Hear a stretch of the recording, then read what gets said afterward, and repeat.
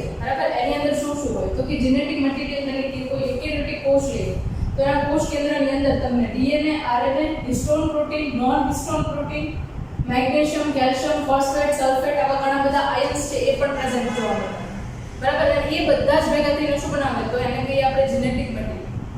અને એ genetic material જે છે એના માટે સૌથી પહેલા જો કોઈ માહિતી આપનાર હોય બરાબર તો એ હતા 1869 માં 1869 માં સૌથી પહેલા સાયન્ટિસ્ટ તરીકે અહીંયા હતા ફ્રેડરિક મિશર બરાબર.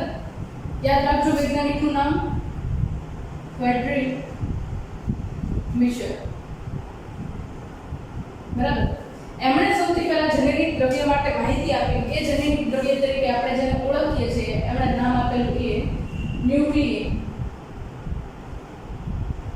બરાબર. અને ન્યુક્લિયસ તરીકે સૌથી પહેલા જેનેટિક દ્રવ્ય વિશે માહિતી આપી.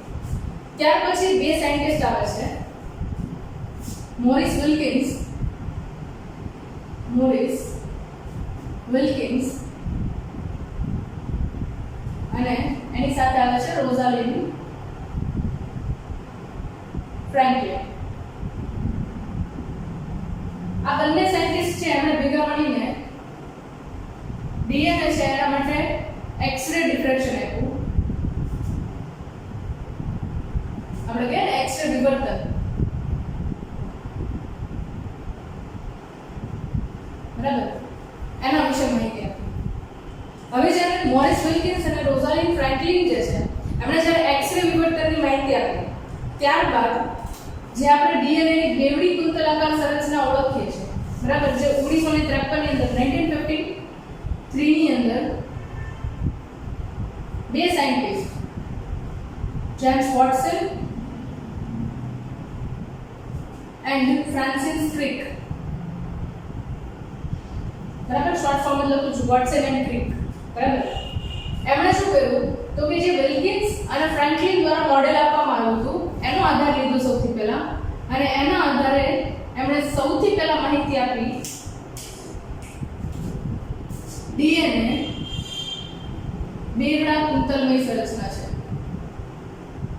ડીએનએ બેવડા કુંતલમય સંરચના છે બરાબર. ડીએનએ ડબલ હેલિકલ સ્ટ્રક્ચર જેને ઘણીવાર આપણે વોટસન ક્રિક મોડેલ તરીકે પણ ઓળખીએ છીએ. જેને ઘણીવાર શું કહીએ છીએ આપણે વોટસન ક્રિક મોડેલ તરીકે પણ ઓળખીએ છીએ બરાબર છે. તો આ સાયન્ટિસ્ટ જે છે એમણે ઓલ ઓવર આપણને બેવડી કુંતલમય સંરચના છે એના માટેની માહિતી આપી બરાબર. હવે આપણે એ જોવાનું છે કે બેવડી કુંતલમય સંરચના એટલે શું. તો અહીંયા આગળ તમારી સામે એક ડાયાગ્રામ છે બરાબર જેની અંદર એક બ્લુ કલર અને એક રેડ કલરથી આઈડેન્ટિફાઈ કરીને અલગથી મેં ડ્રો કર્યું છે બરાબર. અને એ ડાયાગ્રામ છે એની અંદર તમે જુઓ છો કે એક આ શૃંખલા છે બ્લુ કલરની અને બીજી છે આ છે બેવડી શૃંખલા છે. બીજું કીધું છે તમને કુંતલમય સંરચના તમને સ્પાઇરલની જેમ અંદર વળાંક જોવા મળે છે જેના કારણે શું કહીએ છીએ આપણે કુંતલમય સંરચના બરાબર. તો એ સંરચના છે એ કેવી રીતે બનેલી હોય એ જોવાની છે. તો બેવડા કુંતલમય સંરચના છે એના માટે વાત કરીએ તો અહીંયા આગળ સૌથી પહેલા તો એની અંદર બે પોલીન્યુક્લિયોટાઇડ શૃંખલા છે. શું છે? બે પોલીન્યુક્લિયોટાઇડ શૃંખલા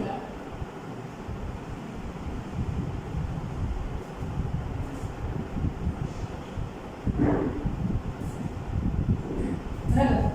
હવે પોલીન્યુક્લિયોટાઇડ છે એમાંથી એક વર્ડ આપણા માટે જાણીતો છે ન્યુક્લિયોટાઇડ બરાબર. અને એની સાથે પોલી એટલે ઘણા બધા. હવે તમે સિમ્પલી કેમિસ્ટ્રીની અંદર જોવો છો પોલિમર એન્ડ મોનોમર અને ચેપ્ટર નંબર 9 11 ની અંદર પણ આવી ગયા પોલિમર અને મોનોમર બરાબર. તો અહીંયા આગળ જે ન્યુક્લિયોટાઇડ છે એ શું છે તો કે ડીએનએ ની પોલીપેપ્ટાઇડ શૃંખલા છે સોરી પોલીન્યુક્લિયોટાઇડ શૃંખલા જે છે એના માટેનો મોનોમર છે.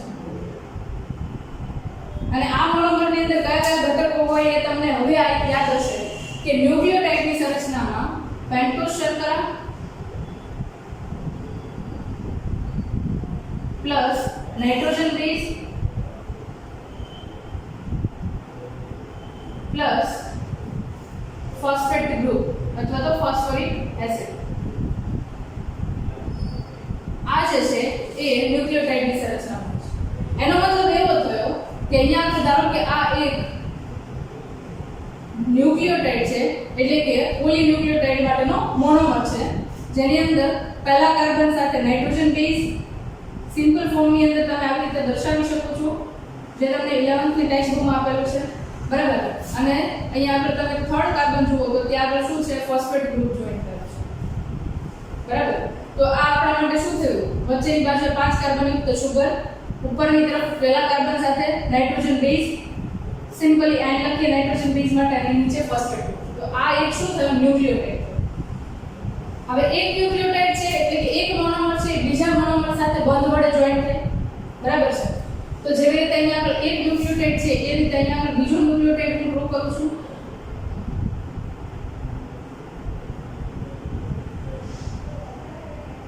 બરાબર. આ સુગર મોલેક્યુલ ફર્સ્ટ કાર્બન સાથે કોણ હોય, તો કે નાઇટ્રોજન બેઝ હોય. નાઇટ્રોજન બેઝ કોઈ પણ હોઈ શકે, AGCT, એડેનિન, ગ્વાનિન, થાઇમિન અને સાઇટોસિન, આ પૈકીના ચારમાંથી કોઈ પણ નાઇટ્રોજન બેઝ હોઈ શકે, બરાબર.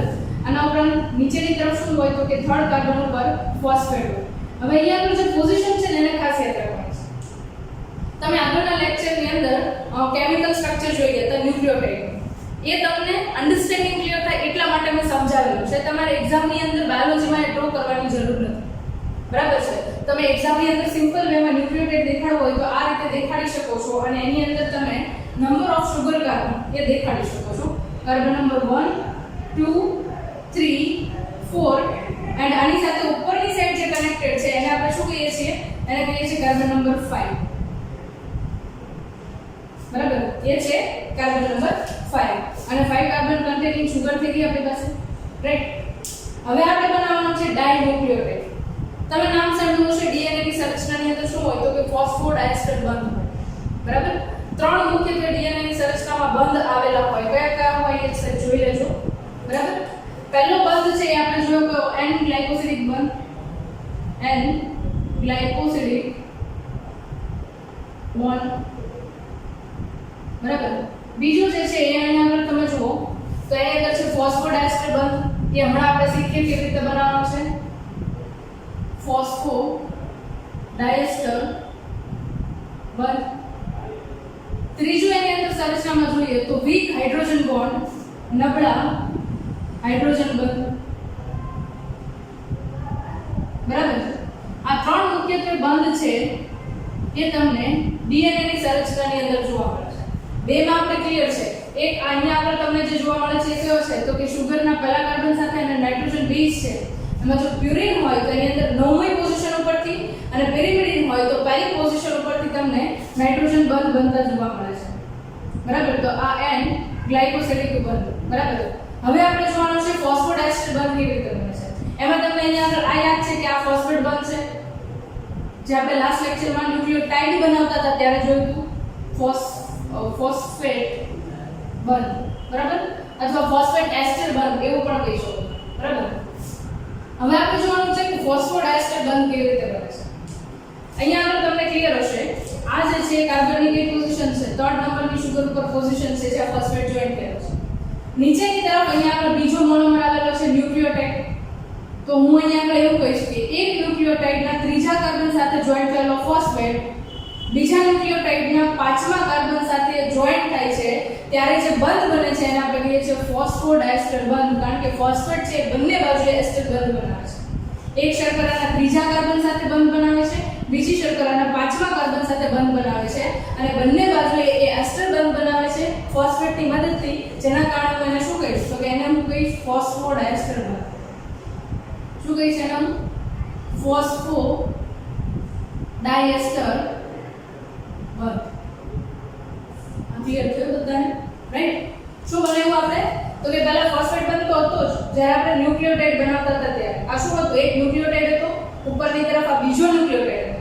જ્યારે બે ન્યુક્લિયોટાઇડ એકબીજા સાથે જોડાય ત્યારે એને શું કહેવાય, ડાયન્યુક્લિયોટાઇડ. જ્યારે કોઈ પણ પોલિમર પદાર્થ બને એ પહેલા ડાઈમર બને, એક મોનોમર સાથે બીજો મોનોમર જોઈન્ટ થાય તો એને શું કહીએ આપણે, ડાઈમર કહીએ. ડાઈમર જે રીતે જોઈન્ટ થાય એ રીતે પાછળની બાજુ બધા જ મોનોમર છે એકબીજા સાથે બંધની મદદથી જોડાતા જાય ધીરે ધીરે કરતા, તો એને આપણે કહીએ છીએ પોલીન્યુક્લિયોટાઇડ. શું કહીએ છીએ એને આપણે, પોલીન્યુક્લિયોટાઇડ, રાઈટ. તો આપણે થોડી પોલીન્યુક્લિયોટાઇડની શૃંખલા છે એને લંબાવી દઈએ.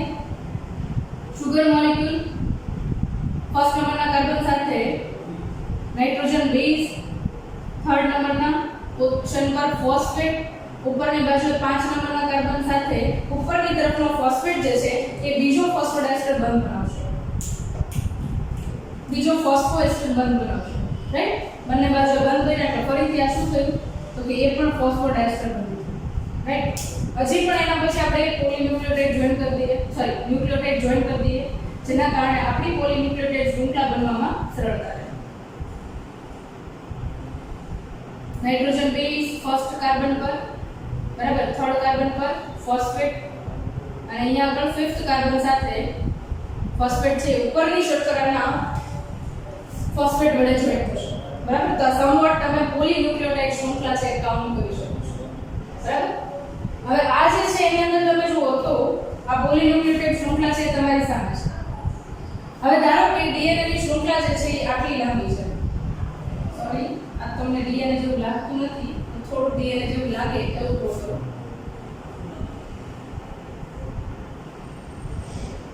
આ એક જ ન્યુક્લિયોટાઇડની શૃંખલા છે, બે ન્યુક્લિયોટાઇડની શૃંખલા હોય તો એ તમને અહીંયા દેખાય છે એ પ્રકારે હશે.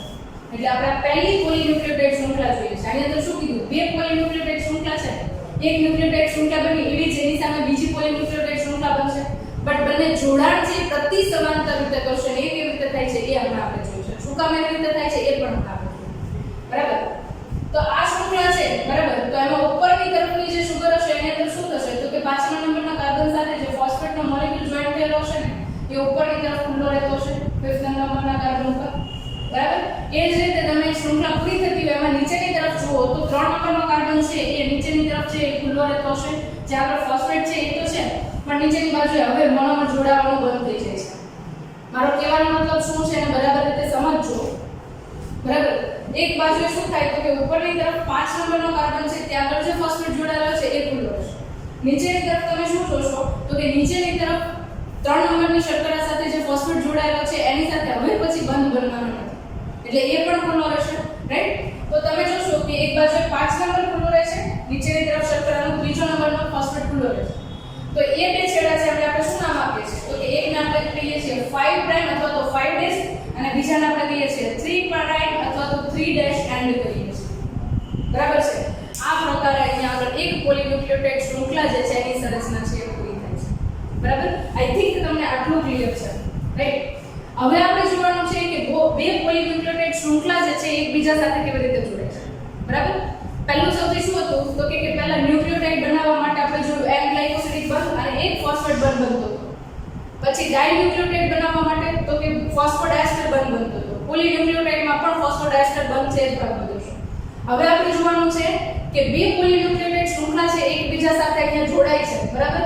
તો એ જોડાય છે ત્યારે એમની વચ્ચે કયો બંધ બને છે તો કે બે નબળા હાઇડ્રોજન બંધ છે, અને ડિપેન્ડ કરે છે કે કયો નાઇટ્રોજન બેઝ છે એ કોની સાથે જોડાય છે, બરાબર? એના આધારે હાઇડ્રોજન બંધ બનશે, બરાબર? તો અહીંયા આગળ સહેજ નજર નાખો તો આ એક પોલીન્યુક્લિયોટાઇડ શૃંખલા છે તમારી સામે છે, જે અહીંયા આગળ આપણે ક્લિયર કરીએ છીએ એ જ શૃંખલા છે, એની અંદર કોઈ ડિફરન્સ નથી, કોઈ ચેન્જ નથી. અને એની સામે તમે અહીંયા આગળ જુઓ તો આ બીજી પોલીન્યુક્લિયોટાઇડ શૃંખલા જે છે અહીંયા જોવા મળે છે, રાઈટ? ઓકે, હવે પહેલા એ સ્ટ્રક્ચર છે એને સમજી લઈએ, પછી હું નાઇટ્રોજન બેઝ પેર કોને કહેવાય, બરાબર? એ તમને સમજાવીશ. તો આ શૃંખલા છે તો તમે જુઓ તો સીધી મૂકેલી છે, જેની અંદર તમે નીચેની તરફ શું જુઓ તો ફોસ્ફેટ જે છે એના 3જા નંબરના છેડા પરથી શૃંખલા છે પૂરી થાય છે, એટલે એને 3 ડેશ કહી શકીએ. અને ઉપરની તરફ ફોસ્ફેટ જે છે 5 નંબરના છેડાનો કાર્બન છે ત્યાં આગળ ફોસ્ફેટ જોઈન થયેલો છે એને 5 ડેશ કહીશ. હવે હમણાં મેં તમને એવું કીધું કે બે પોલીન્યુક્લિયોટાઇડ શૃંખલાઓ જે છે એકબીજાને પ્રતિ સમાંતર છે, એટલે કે એકનો આ નીચેની બાજુ 3 ડેશ છે તો બીજી શૃંખલાનો નીચેની બાજુ કોણ હશે તો કે 5 ડેશ હશે. કયો હશે? સોરી, આમાં ફોસ્ફેટ હશે, બરાબર? એટલે આ જે છે 5 ડેશ અથવા તો 5 પ્રાઇમ એન્ડ છે એવું કહી શકીએ શૃંખલાનો. અને ઉપરની તરફ 3જા નંબરના કાર્બન સાથે ફોસ્ફેટ જોઈન્ટ થયેલો છે, જેના કારણે 3 ડેશ પ્રાઇમ કહીએ છીએ. હવે અહીંયા આપણે તમને સંરચના દેખાતી હોય તો આ સંરચના છે એમાં સુગર અને મોલેક્યુલ્સ છે કેવી રીતે છે, શર્કરા છે એ સીધી ગોઠવાયેલી છે અને અહીંયા આગળ શર્કરા છે ઉલટી થઈ જાય છે. જુઓ, પહેલા નંબરનો કાર્બન અહીંયા છે, આનો પહેલા નંબરનો કાર્બન અહીંયા છે, બરાબર? પછી એક બીજો શબ્દ તમે સાંભળેલો છે જેને કહીએ છીએ આપણે સુગર ફોસ્ફેટ બેકબોન. ડીએનએ ની સંરચનામાં મુખ્ય ઘટક તરીકે હોય તો એ કોણ છે? Sugar phosphate backbone. જ્યારે અહીંયા આગળ તમે વચ્ચેની બાજુ જે નાઇટ્રોજન બેઝ જુઓ છો, બહારની બાજુ ઉપસીને આવે છે એ શું છે? Nitrogen base. હવે ડીએનએ નું બંધારણ સમજવું હોય ને તો થોડા ઘણા પ્રમાણમાં તમે એને સીડી સાથે કમ્પેર કરી શકો છો, બરાબર? આપણે નિસરણી જોઈએ તો એ કેવી હોય તો કે આવા પ્રકારે હોય. બરાબર. તેમાં તમને આ જે પાર્ટ દેખાય છે એ શું થયું તો કે એ સુગર ફોસ્ફેટ બેકબોન, બરાબર, જે મુખ્યત્વે ડીએનએ ની સંરચના માટેનો ઘટક કહેવાય છે. અને અંદરની બાજુ જે ઉપસીને આવેલી ઘટક છે એ શું છે તો કે એ જે છે એ નાઇટ્રોજન બેઝ છે. એન બેઝ એટલે કે નાઇટ્રોજન બેઝ છે. પણ ખાલી એક જ શૃંખલાનો નાઇટ્રોજન બેઝ છે એવું નથી. આ એક પોલીન્યુક્લિયોટાઇડ શૃંખલા છે એનો સુગર ફોસ્ફેટ બેકબોન છે અને આ બીજી પોલીન્યુક્લિયોટાઇડ શૃંખલા છે એનો સુગર ફોસ્ફેટ બેકબોન છે. બંનેના નાઇટ્રોજન બેઝ છે અંદરની તરફ ઉપસીને આવે છે, બરાબર, અને એ જે છે એ બંને એકબીજા સાથે હાઇડ્રોજન બંધથી જોડે છે. હવે અહીંયા આગળ મેં એવું કીધું કે એક શૃંખલા છે કેવી છે સીધી છે, બીજી છે એની પ્રતિ સમાંતર છે. આવું કરવાની શા માટે જરૂર પડી, બરાબર? બંનેના જે અંદરની સાઈડ ઉપસીને આવતા ભાગ છે એના અંદર લાવવા પડે. નાઇટ્રોજન બેઝ છે એ એકબીજાની સામે આવવા જોઈએ. તો એટલા માટે આ શૃંખલાઓ છે એ ઉલટી છે અને આ શૃંખલા છે એ સીધી છે. હવે એ જ રીતે આ શૃંખલા છે એની જેમ જ તો અહીંયા બીજી બાજુમાં શૃંખલા કરું તો આનો નાઇટ્રોજન બેઝ આ સાઈડ જાય છે, તો અહીંયા જે શૃંખલાનો નાઇટ્રોજન બેઝ આવશે એ આ સાઈડ જશે, તો બંનેના નાઇટ્રોજન બેઝ છે એકબીજાની સામે આવી શકશે નહીં, બરાબર? તો એ પરિસ્થિતિની અંદર એક શૃંખલા છે આ રીતે ગોઠવાયેલી છે, બીજી શૃંખલા છે આ રીતે ગોઠવાયેલી દેખાય છે, રાઈટ? હવે થોડુંક આ ફિગરની અંદર અન્ડરસ્ટેન્ડ કરવાની ટ્રાય કરીએ. આ સુગર છે, પહેલા નંબરનો કાર્બન, બીજો, ત્રીજો, ચોથો અને ઉપરની તરફ અહીંયા પાંચમો કાર્બન છે એની સાથે ફોસ્ફેટ જોઈન્ટ થયેલું છે. સેમ એ જ સ્ટ્રક્ચર બધાને અહીંયા રિપીટ કરું છું. એની સામે જે પ્રતિ સમાંતર શૃંખલા છે એના માટે જોઈએ.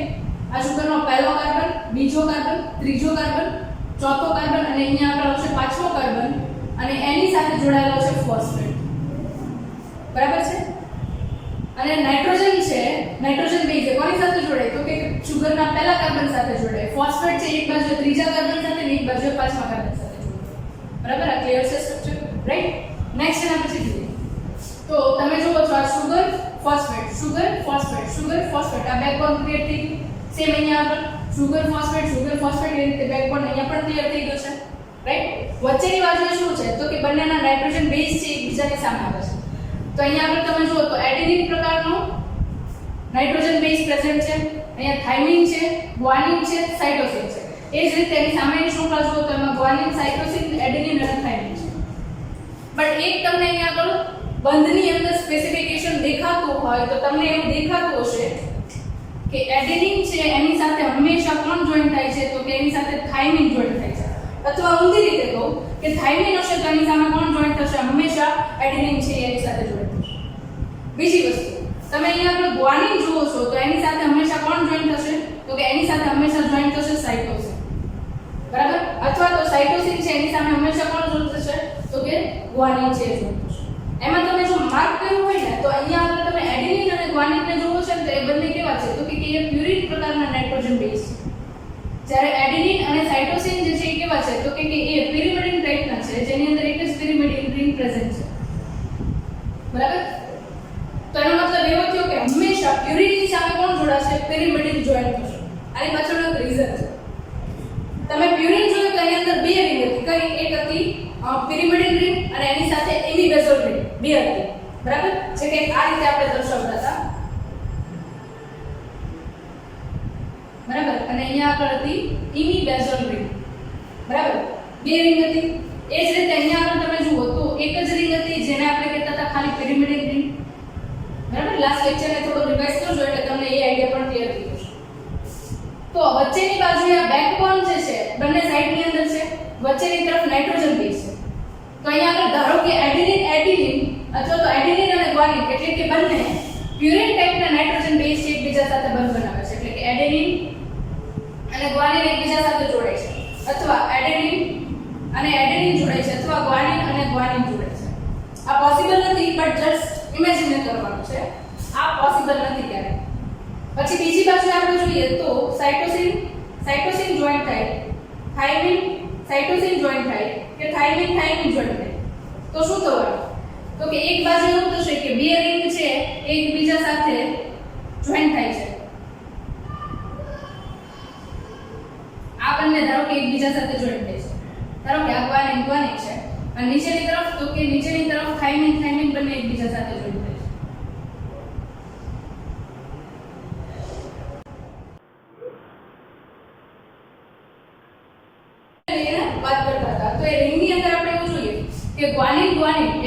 બંને પ્યુરિન પ્રકારના નાઇટ્રોજન બેઝ છે એકબીજા સાથે જોઈન્ટ થાય. એ જ રીતે બંને પેરિમેડિન પ્રકારના નાઇટ્રોજન બેઝ એટલે કે થાઇમિન કે પછી એડેનિન બંને એડેનિન કે સાઇટોસિન પ્રકારના નાઇટ્રોજન બેઝ છે જોઈન્ટ. તો અહીંયા આગળ શૃંખલાની અંદર શું થશે તો કે લંબાઈની અંદર વેરિએશન આવશે. એક જગ્યાએ તમે જુઓ તો બહુ લાંબો બેકબોન વચ્ચેની બાજુએ નાઇટ્રોજન બેઝ છે એ પેર કરશે અને એક બાજુએ એકદમ શોર્ટ ટાઈપનું નાઇટ્રોજન બેઝ છે એકબીજા સાથે લિંક કરશે. તો અહીંયા આગળ એ પ્રોબ્લેમ થશે તો ડીએનએ નું સ્ટ્રક્ચર છે એ વધારે સ્ટેબલ નહીં. બરાબર, તો એની સ્ટેબિલિટી છે એને મેન્ટેન કરવા માટે અહીંયા આગળ આ ટાઈપનું સ્ટ્રક્ચર છે એ ક્યાંય પણ મેન્શન થતું નથી. હંમેશા યાદ રાખવાનું કે પ્યુરિન ટાઈપનો નાઇટ્રોજન બેઝ હશે એડિનિન તો એની સામે પિરિમિડિન ટાઈપનો જ આવશે, જેના કારણે અહીંયા શું થશે તો કે એક બાજુએ એક રિંગ હશે અને બીજી બાજુએ એની સામે બે રિંગ હશે. અને જ્યારે આ ટાઈપનું સ્ટ્રક્ચર છે એ ક્રિએટ થશે ત્યારે ઓટોમેટિકલી ડીએનએ નું સ્ટ્રક્ચર જે છે એ સ્ટેબલ થઈ જશે. રાઈટ, તો આ જે છે એ લંબાઈને એમને મેન્ટેન કરવા માટે એક બાજુએ પ્યુરિન ટાઈપનું અને બીજી બાજુએ પિરિમિડિન ટાઈપનું તમને બેઝ છે એ જોઈન્ટ થતું જોવા મળશે.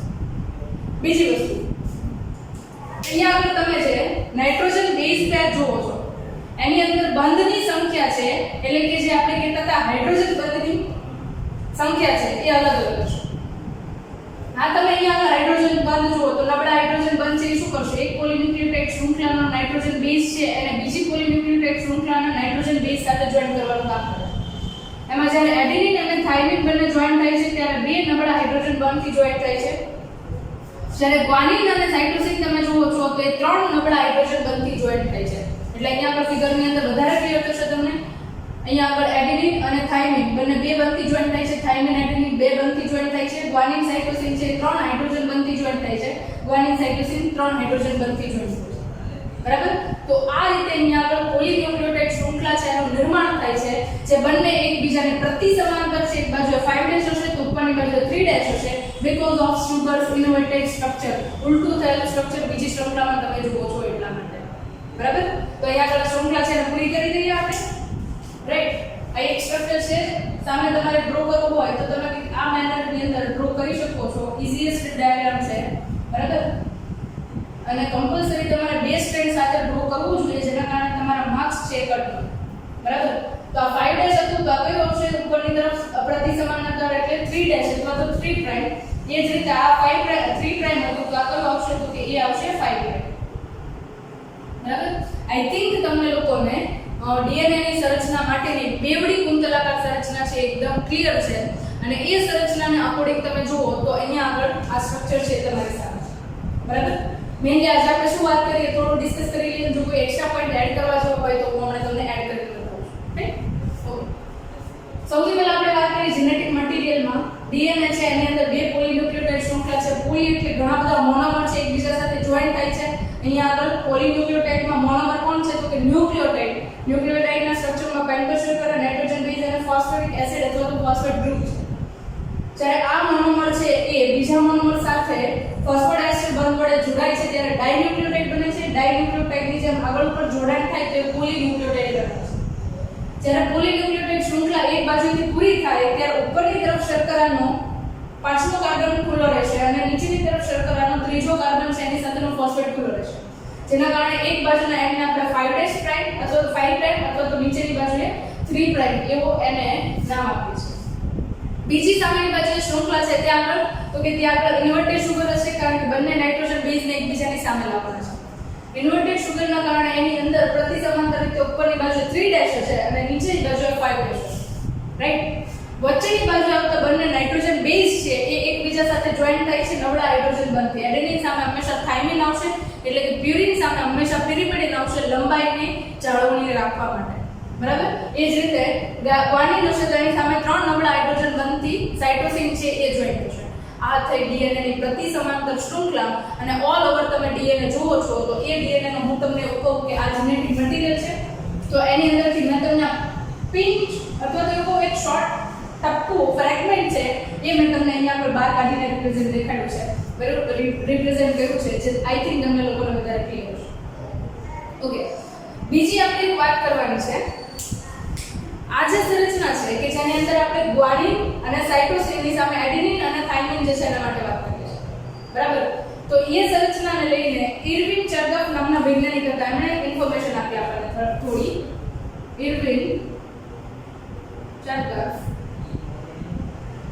લખવામાં થોડી મિસ્ટેક હોય તો જોઈ લેજો, બરાબર? નામ લખવામાં થોડી મિસ્ટેક હોય. એમણે શું કીધું, જેટલા પ્રમાણમાં આપણી સામે પ્યુરિન છે એટલા જ સામે ડીએનએ ની સંરચનામાં પિરિમિડિન્સ છે. યાદ રાખો.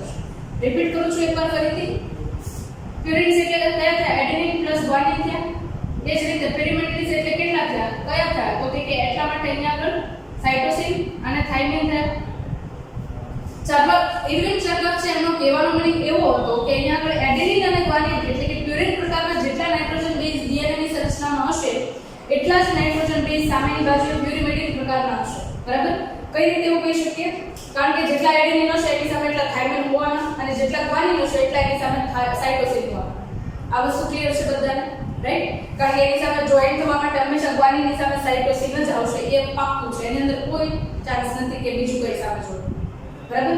તો એનો મતલબ એવો તો જેટલા એડેનિન એટલા સાઇટોસિન, સોરી થાઇમિન, અને જેટલા ગ્વાનિન એટલા સાઇટોસિન છે. અહીંયા આપણે તમને જોઈન્ટ થયેલા જોવા મળશે. રાઈટ? આ ક્લિયર છે. એનો મતલબ એવો થયો કે એને હું આ રીતે લખી શકું, adenine plus guanine upon thiamine plus cytosine is equal to 1. આવું ઇરવિન ચર્ગફ છે એમણે આપણને સમજાવ્યું. બરાબર છે? અને એના વડે આ સંરચના છે એ એકદમ ક્લિયર છે. બરાબર? હવે તમારી ટેક્સ્ટ બુક જે છે એની અંદર તમને ડીએનએ ની સંરચના છે એના માટે ખાસિયતો આપેલી છે, જેની ખાસિયત જે છે એ આપણે જોઈએ. પહેલો પોઈન્ટ છે એની અંદર તમને આપેલું છે બે પોલીન્યુક્લિયોટાઇડ શૃંખલાઓનું બનેલું હોય છે જેનો આધાર શર્કરા ફોસ્ફેટનો બનેલો હોય છે. બરાબર? શર્કરા ફોસ્ફેટનો આધાર ફોસ્ફેટ સુગર, ફોસ્ફેટ સુગર આધાર હાજર છે. પહેલો પોઈન્ટ પ્રૂવ થાય છે. અંદરની તરફ શું છે? નાઇટ્રોજન બેઝ ઉપસીને આવે છે. તો અંદરની બાજુ નાઇટ્રોજન બેઝ ઉપસીને આવેલા છે એ દેખાય છે આપણને. નેક્સ્ટ એના પછી બંને શૃંખલાઓ પ્રતિ સમાંતર ધ્રુવતા ધરાવે છે. પ્રતિ સમાંતર ધ્રુવતા એટલે 5' 3' બંનેની અલગ અલગ ઓપોઝિટ ડિરેક્શનમાં પ્રતિ સમાંતરતા જોવા મળે છે. નેક્સ્ટ એના પછી બંને શૃંખલાઓના બેઝ એકબીજા સાથે હાઇડ્રોજન બંધ દ્વારા જોડાય છે અને વિરુદ્ધ શૃંખલાઓના એડેનિન, થાઇમિન એકબીજા સાથે બે હાઇડ્રોજન બંધથી જોડાય છે. અહીંયા આગળ એડેનિન અને થાઇમિન બે હાઇડ્રોજન બંધથી, એ જ રીતે ગ્વાનિન અને સાઇટોસિન છે 3 હાઇડ્રોજન બંધથી જોઈન્ટ થાય છે. એ પણ ક્લિયર છે અહીંયા એની સામે. જેના ફળ સ્વરૂપે પ્યુરિનની સામે હંમેશા પિરિમિડિન આવે છે અને તેનાથી કુંતલની બંને શૃંખલાઓ વચ્ચે લગભગ સમાન અંતર જળવાઈ રહે છે. બરાબર? આ પણ બે રિંગ યુક્ત છે. ગ્વાનિન, એડેનિન છે એ પણ બે રિંગ યુક્ત છે. સાઇટોસિન અને થાઇમિન છે એ પણ એક રિંગ યુક્ત છે. તો લંબાઈ છે એક્ઝેક્ટ ડીએનએ ની સેમ મેન્ટેન થશે. બરાબર છે? બેકબોનની સામે તમે જુઓ તો અહીંયા આગળ નાઇટ્રોજન બેઝ પેર છે એ સમાન લંબાઈથી જોઈન્ટ થયેલા છે એવું કહીશું. બરાબર છે? એના પછીનો પોઈન્ટ છે બંને શૃંખલાઓ જમણેરી કુંતલ પામેલી હોય છે. જમણા હાથના અંગૂઠાનો નિયમ છે એના પર તમે જુઓ. બરાબર? તો કુંતલ છે એ આ રીતે વળાંક પામેલો તમને દેખાય છે, એટલા માટે જમણેરી કુંતલ તરીકે ઓળખીએ છીએ. એની અંદર તમને કીધું છે કુંતલનો કદ 3.4 નેનોમીટરનો છે. બરાબર? અને એના છેડે તમે જુઓ તો કુંતલની વચ્ચેનું અંતર છે કેટલું આવે છે? 3.4 નેનોમીટર જેટલું આવે છે. આ જોઈ લેશે. ઓકે. તમે જ્યારે એક કુંતલ જુઓ એટલે કે અહીંયાથી લઈને અહીંયા સુધીની સંરચના છે. બરાબર? એક કુંતલ એટલે તમે આ સંરચના અહીંયા આગળ કુંતલ તરીકે પૂર્ણ થાય છે એવું કહીશું. આની અંદર કહું તો વધારે ક્લિયર થશે. આ જે છે એક કુંતલ છે અહીંયા આગળ પૂરું થયું એવું કહીશું. બરાબર? અને એક કુંતલ જે છે એની અંદર તમે જુઓ ને તો એક, ઓકે, એની પહેલા જોઈએ કે બેઝ પેર કોને કહેવાય. અહીંયા આગળ આ જે નાઇટ્રોજન બેઝ છે થાઇમિન અને એડેનિન એ બંને એકબીજા સાથે હાઇડ્રોજન બંધથી જોડાયેલા છે તો આપણે બેઝ પેર કહીએ. શું કહીશું? જોડી એટલે પેર. બરાબર? તો બેઝ પેર છે અહીંયા આગળ એક થઈ, આ નાઇટ્રોજન બેઝ પેર છે આ બીજી પેર થઈ, એવી રીતે આ ત્રીજી બેઝ પેર થઈ, એવી રીતે આ ચોથી બેઝ પેર થઈ, આવી રીતે આ બધી બેઝ પેર છે. રાઈટ? તો અહીંયા આગળ ડીએનએ ની સંરચના જુઓ તો એક કુંતલની અંદર તમને 10 બેઝ પેર છે એ આવેલી જોવા મળશે. બરાબર? આ યાદ રાખવું. એક કુંતલની અંદર કેટલી બેઝ પેર હોય? 10 બેઝ પેર છે એ આવેલી હોય છે. બરાબર છે? હવે 10 બેઝ પેર આવેલી છે, એક ગંઠની વચ્ચેનું અંતર છે 3.4 એંગસ્ટ્રોમ છે, સોરી નેનોમીટર. ટેક્સ્ટ બુક મુજબ અહીંયા આગળ નેનોમીટર આપેલું છે. તો એને ભેગા તમે 10 કરો તો અહીંયા આગળ બે ની વચ્ચેનું અંતર કેટલું થયું? તો કે 0.34 નેનોમીટર જેટલું અહીંયા અંતર છે એ તમે જોઈશું. બરાબર? ગર્ત વચ્ચેનું અંતર છે એની ગણતરી કંઈક આવી રીતે થાય. કઈ રીતે? અહીંયા આગળ એક કુંતલની અંદર કેટલા નાઇટ્રોજન બેઝ છે? 10 નાઇટ્રોજન બેઝ પેર છે. બરાબર. બે વચ્ચેનું અંતર 0.34 આવે છે. બરાબર. અને એ 34 જે છે એ તમને લંબાઈને ગણવા માટે ઉપયોગી થશે. જે આપણે જ્યારે ડીએનએ નું પેકેજિંગ જોશું ને ત્યારે વધારે થોડું ડિટેલમાં હું તમને કરાવીશ. બરાબર. બટ અહીંયા આટલું તમે અત્યારે પૂરતું યાદ રાખજો. નેક્સ્ટ એના પછીનો પોઈન્ટ જોઈએ. તો એની અંદર આપેલું છે કે હાઇડ્રોજન બંધ કુંતલની સંરચનાને સ્થાયિત્વ પ્રદાન કરે છે. છેલ્લો પોઈન્ટ છે, પાંચમો પોઈન્ટ એની અંદર તમને એવું આપેલું છે. બરાબર છે. તો એ આપણને ક્લિયર જ છે કે હાઇડ્રોજન બંધ છે એ સ્ટેબિલિટી સ્ટ્રક્ચરને આપે છે અને લંબાઈ છે એ સેમ મેન્ટેન થાય છે. એના માટે પણ થોડા ઘણા પ્રમાણમાં રિસ્પોન્સિબલ છે. તો ડીએનએ કુંતલને લઈને સંપૂર્ણ માહિતી છે એકદમ ક્લિયર. હવે જેવું આ વોટસન અને ક્રિક મોડેલ છે એ ક્લિયર થયું. બરાબર. 1953 ની અંદર તરત જ અહીંયા આગળ ફ્રાન્સિસ ક્રિક છે. વોટસન અને ક્રિકમાંથી ફ્રાન્સિસ ક્રિક જે છે એમણે શું કર્યું તો કે એમણે મધ્યસ્થ પ્રણાલી માટેની સંરચના આપી. યાદ રાખજો ખાસ. હવે પછીનું જે આગળનું ચેપ્ટર છે ને ડીએનએ પેકેજિંગ જોઈ લઈએ એના પછીનું એ આખું ચેપ્ટર છે મધ્યસ્થ પ્રણાલી સમજવા માટેનું છે. બરાબર. અને એપ્લિકેશન જે જોઈએ છે DNA fingerprinting, human genome project એ બધું જ છે એ મધ્યસ્થ પ્રણાલી ઉપર આધારિત છે. મધ્યસ્થ પ્રણાલી જેને ઇંગ્લિશમાં આપણે કહીએ છીએ સેન્ટ્રલ ડોગમા.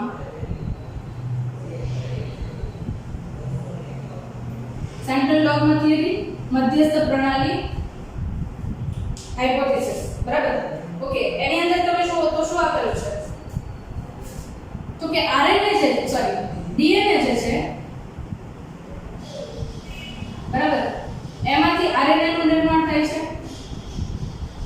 અને આરએનએ જે છે એમાંથી પ્રોટીન નું નિર્માણ થાય છે. અને આના ઉપરાંત જો ડીએનએ નું નિર્માણ કરવું છે તો એ ડીએનએ નું નિર્માણ છે ડીએનએ માંથી થાય છે. આવી કઈ માહિતી છે એ આપણને ફ્રાન્સિસ ક્રિક છે એમના વડે આપવામાં આવી, જેને આપણે મધ્યસ્થ પ્રણાલી તરીકે ઓળખીએ છીએ. બરાબર. જો ડીએનએ માંથી ડીએનએ બનવાની પ્રક્રિયા હોય તો એને આપણે નામ આપીએ છીએ સ્વયંજનનની પ્રક્રિયા. બરાબર. જે કોષ વિભાજનની પ્રક્રિયા થતી હોય કોઈ પણ કોષમાં ત્યારે તમને જોવા મળે છે સ્વયંજનન. બરાબર. ક્યારે જોવા મળશે? કોષની અંદર કોષ વિભાજન જોવા મળે છે ત્યારે તમને ડીએનએ નું સ્વયંજનન જોવા મળે છે. બરાબર.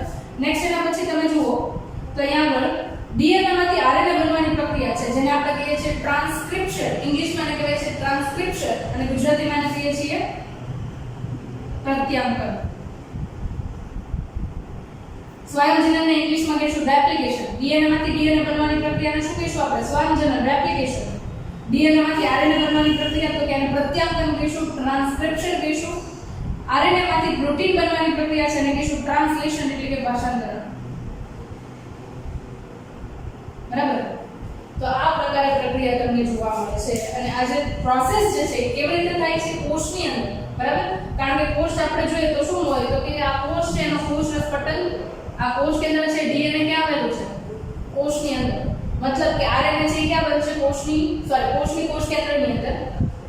આરએનએ છે એ બહાર આવી જશે પછી રિબોસોમ્સની મદદથી એ શું બનાવશે? પ્રોટીન બનાવશે. બરાબર. તો આ સીધો વે છે જેની અંદર ડીએનએ માંથી ડીએનએ બને છે, ડીએનએ માંથી આરએનએ અને આરએનએ માંથી પ્રોટીન બને છે. બટ આપણે જ્યારે પહેલા લેક્ચરની અંદર વાત કરતા હતા ત્યારે મેં તમને વાત કરેલી કે અમુક પ્રકારના વાયરસ છે ને એના જનનિક દ્રવ્ય તરીકે આરએનએ આવેલું છે. અને એ આરએનએ વાળો વાયરસ જે છે યુકેરિયોટિક કોષ હોય કે બેક્ટેરિયાના કોષને ઇન્ફેક્શન કરે છે.